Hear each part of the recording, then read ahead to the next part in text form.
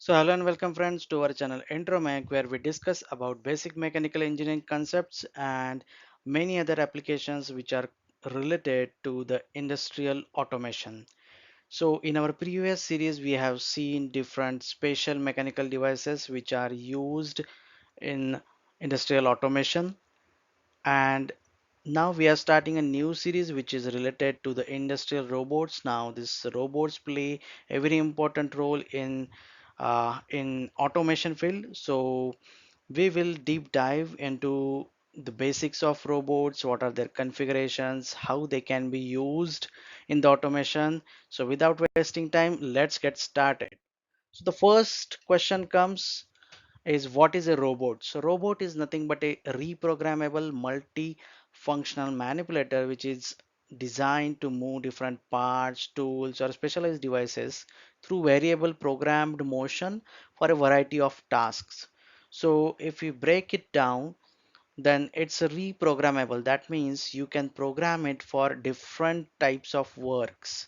Then it's a multifunctional. It can be used, let's say, for pick and place. Then for welding, different kind of processes we can use it. Then it is used to move the materials.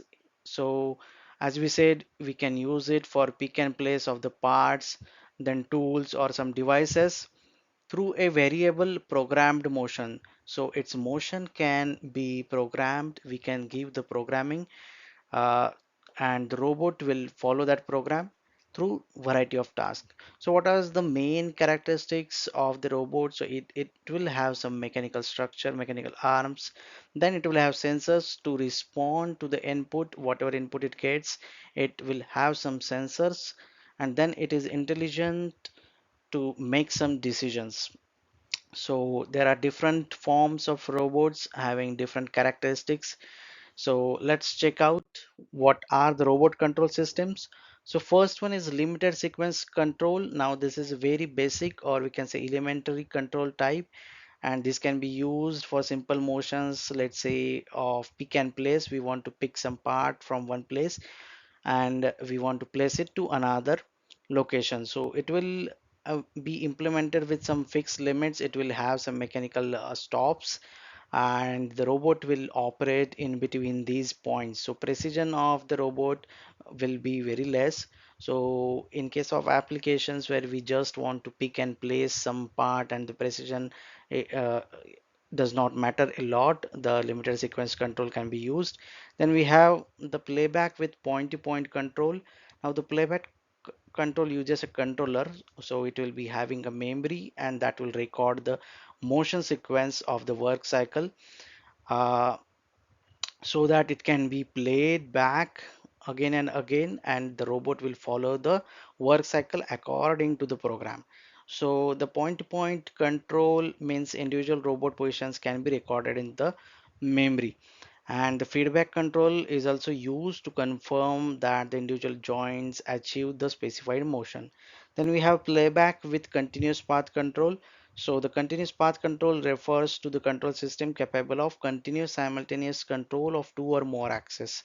So the robot will be having n number of axes. We will see in the upcoming sessions what are the axes, what are the joints.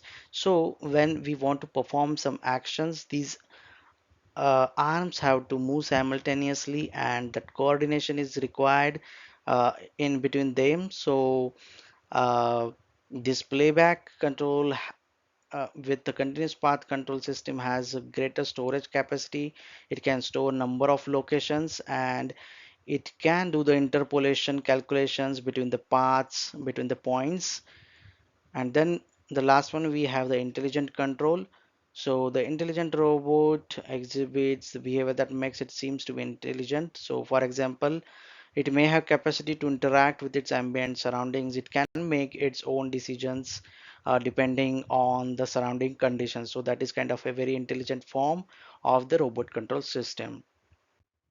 So what are the main components of the robot? So we have the manipulator first, which is nothing but the main body of the robot, and it will consist of some links. Those links will form some joints, and there will be some structural elements of the robot. So We can see over here uh, the robot picture.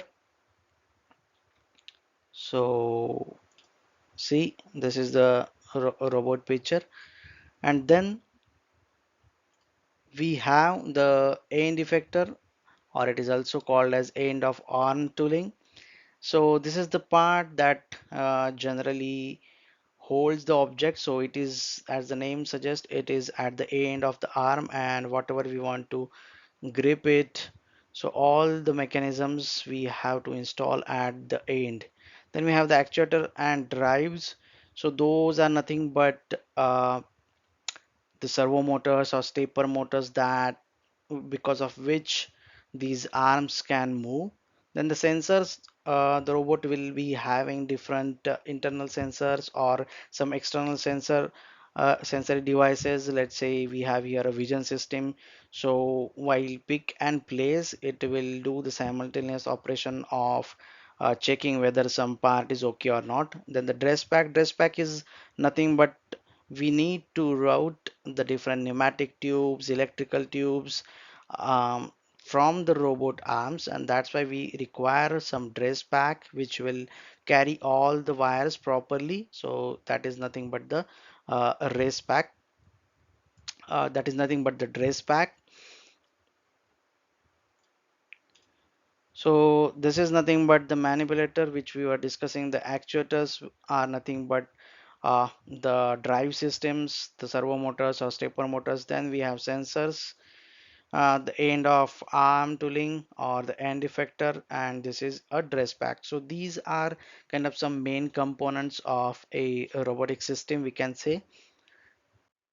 So this is all about the basic of industrial robots, and in our upcoming sessions, we will see what are links, what are joints, what are the different motions, what are the different configurations of the robots and their applications. So stay tuned to the channel, and if you have any doubts, please do write into the comment section and we can discuss over there.